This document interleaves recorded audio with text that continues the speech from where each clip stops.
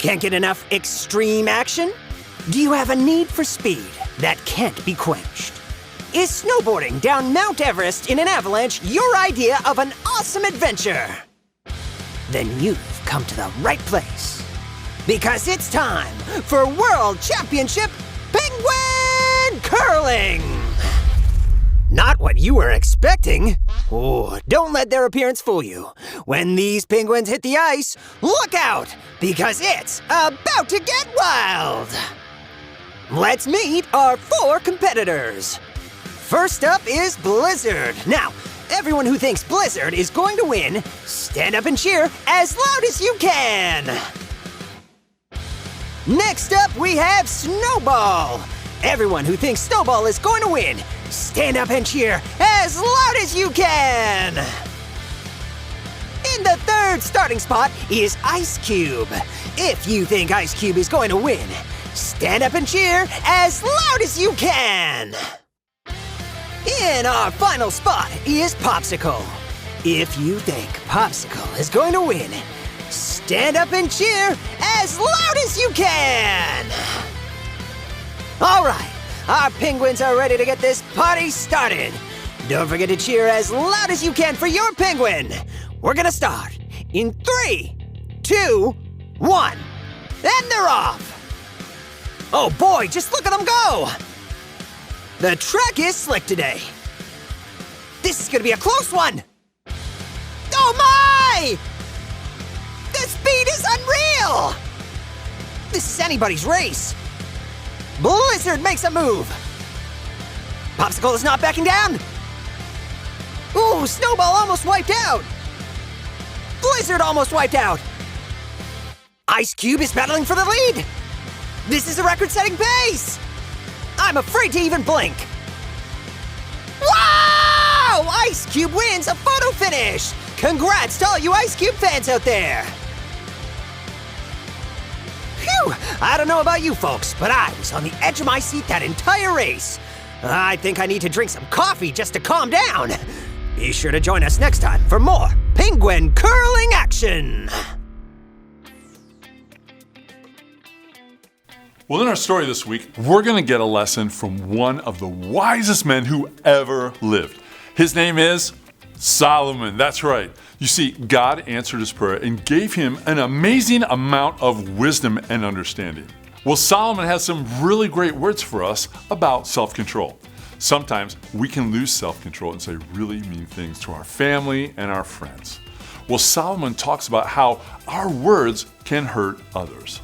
Solomon says in his book called Proverbs, chapter 12, verse 18, he says, "The words of thoughtless people cut like swords, but the tongue of the wise person brings healing."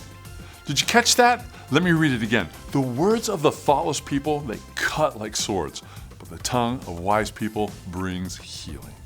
Wow, if we don't have self-control, our words will be thoughtless. That means we'll just speak without thinking, and that can be dangerous and hurtful.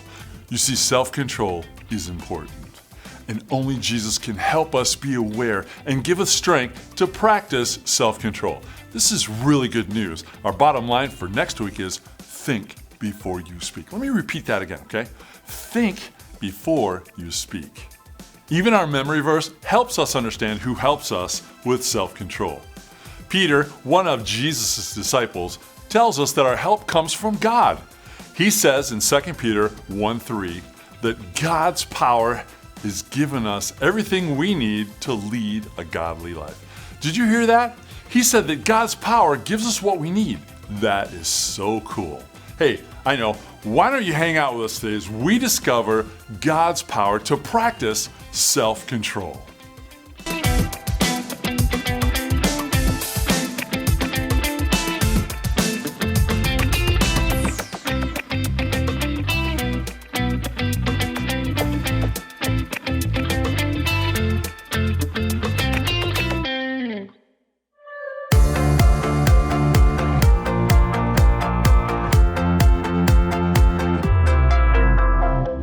You made the sky above, you made the oceans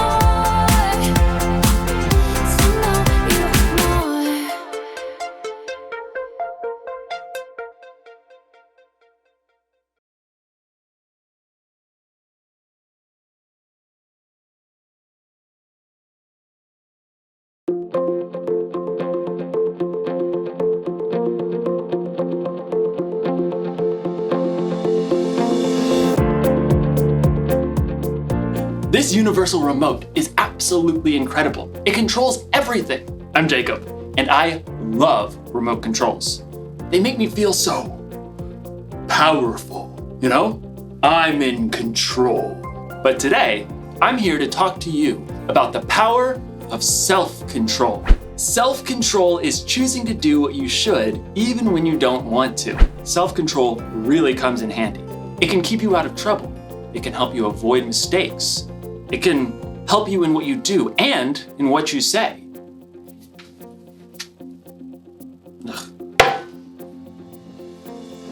You need self-control to get you through every single... I'm sorry, it's my sister. I told her I was busy right now, and this will only take a second. What? No, I told you that I'm busy. I'm doing the video thing about the self-control. No, but I tell you every time, you can't call me because I'm working here. But you always, sorry, you might want to fast forward this part. Actually, I can fast forward this part. I tell you every single time, I'm already working hard enough, okay? YouTube's demonetizing everything. I'm trying to bring God into the kids. I feel that as my appropriate. Oh, wait, no, don't put mom on the phone. Don't put mom on the phone. I don't want to talk to her. And I have my fans who are expecting this from me. About what? Mom, no, okay, no. Go back on the mom. You made me help mom fix the internet. Sorry about that. I hope you couldn't hear me. I really gave my sister a piece of my mind. Actually, now that I think about it, I'm wondering maybe I gave her a little too much of a piece of my mind. But you know what they say, words can never harm me, right? Right? I don't feel so powerful anymore. In today's story, we'll learn just how powerful words can be. I'll see you in a bit. I've gotta make a phone call. The Bible. It's 66 books of history, stories, letters, and poetry that fit together to form God's one big story. The epic adventure of how He created us and loves us so much that He made a way to rescue us. As we travel through the Bible, from Genesis to Revelation, we discover people who met God and found their lives changed forever. Now, for an amazing story, inspired by the book of Proverbs. Chapter 12, verse 18. King Solomon was one of the wisest men who ever lived, and like any parent, he wanted to pass that wisdom down to his children. So he collected many wise sayings that were later written down in the book of Proverbs. My son, listen to your father's advice. Don't turn away from your mother's teaching. What they teach you will be like a beautiful crown on your head. Solomon's children were royalty, but Solomon was more concerned with the choices they would make than whatever royal robe or crown they would wear. My son, accept my words. Store up my commands inside you. Let your ears listen to wisdom. Apply your heart to understanding. There are hundreds of wise sayings in Proverbs, and a lot of them mention the same thing over and over and over. Your words. Yep. You remember that old saying? Sticks and stones may break my bones, but words will never hurt me. Not true. What comes out of your mouth is strong and powerful. Words can end a friendship. It can make people believe a lie. It can make people lose their trust in you. Here's what King Solomon had to say about it. The words of thoughtless people cut like swords, but the tongue of wise people brings healing. This is my double sword, commonly known as, scissors. Now, you might think that one tiny little comment might not really hurt anyone. That was a dumb thing to do. Can't you get anything right? Sorry, you can't sit here. Did you even look in the mirror? Crybaby. No big deal, right? I mean, it's not like any of these little cuts did any real damage. But deep down inside, none of us are just one layer. We're way more complicated than a single sheet of paper. Our stories have a bunch of different layers. So when you say, just get over it, your words might cut way deeper than you ever imagined. Ouch! But there is a way to keep your words from slicing deep like this. Think before you speak. Take a few seconds, use your imagination. Maybe you feel like saying, You're a loser, so you'll never hear me say you're good enough. stop. Ask yourself, How would I feel if someone said this to me? Would it hurt? if the answer is yes, keep your mouth shut. Or better yet, change those words. You're good enough, so you'll never hear me say you're a loser. Your words can encourage and comfort. They can speak truth and bring wisdom. Hey, can I help? I'm really sorry you're having a rough day. I want you on my team. I love the way you always pick bright colors. You're really brave. Your words are so strong, they can make someone's day and help heal some pretty deep cuts. In fact, your words are one of the very best ways to fulfill the mission Jesus gave us. Love one another, just as I have loved you. If you love one another, everyone will know you are my disciples. Your words are your superpower. So, before you let a single word out of that mouth today, ask yourself, Is it gonna hurt, or is it gonna help? like Solomon reminds us, the words of thoughtless people cut like swords, but the tongue of wise people brings healing.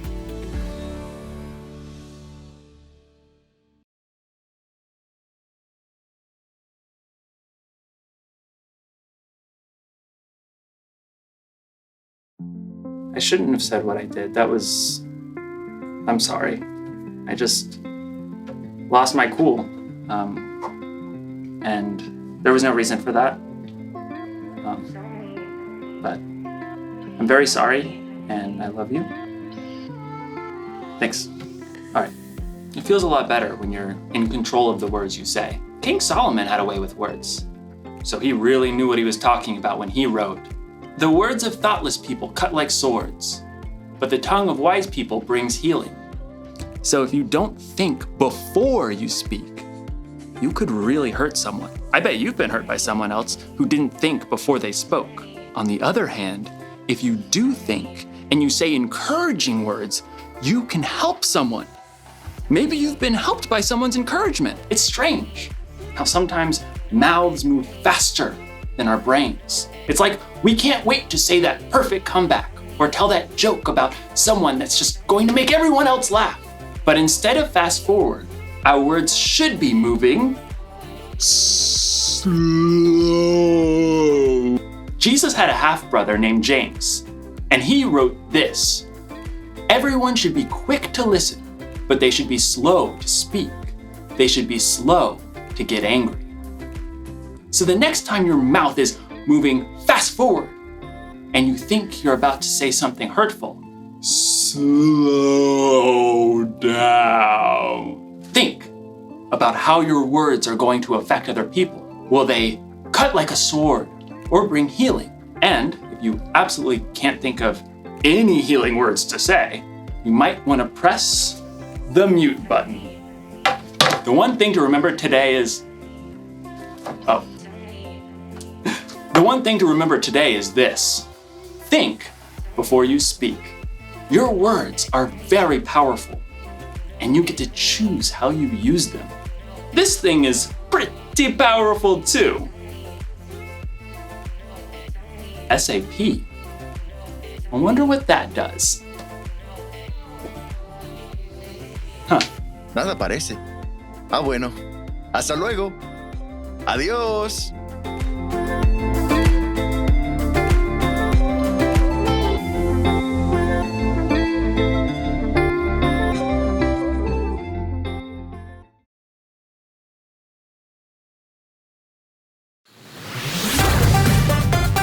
It's time again for Retro Reel.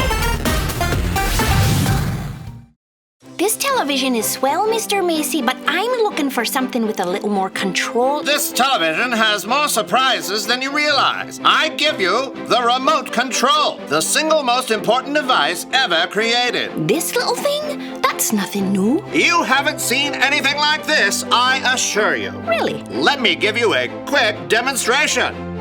How about we have a seat while I show you what this little puppy can do? A-do-da-da-do-da-da-do-da-da-do. This device is so powerful, it could help you choose to do what you should do even when you don't want to. Let me show you. push this button. Let's say you're a pirate and you have a sword. Pirate? A pirate, of course, wants to steal and pillage. But what if you could push a button and hold it for a very long time, then push this other button and suddenly you don't want to be a pirate anymore? Oh, that's nice. What if I told you that with this remote, the possibilities are endless? I would say you're pulling me leg, Mr. Macy, and they're quite long enough. This little device is not a fantasy. It's actually just an instrument to harness what's inside all of us. And that is the ability to have self-control. Let me show you another demonstration. Let's go back to our no longer pirate friend. Just wave your finger over these buttons and then push this one. Now he entertains families as a sword swallower. Whoa, that's a bit much, isn't it? I agree. I'll push this button, and he'll first turn sideways, then he'll take the sword out of his mouth. Thank you, Mr. Macy. That's much better. But you can now see the power of the remote control and how it can help you know when to stop. All you have to do is push this little button here. See what you did? It stopped. Exactly. And all this from the remote. The remote is just a metaphor. Push a button, see, it doesn't actually do anything. We all possess the power to have self-control and know when to stop and do what we should do, even when we don't want to. Here, you can have this. It's just a prop.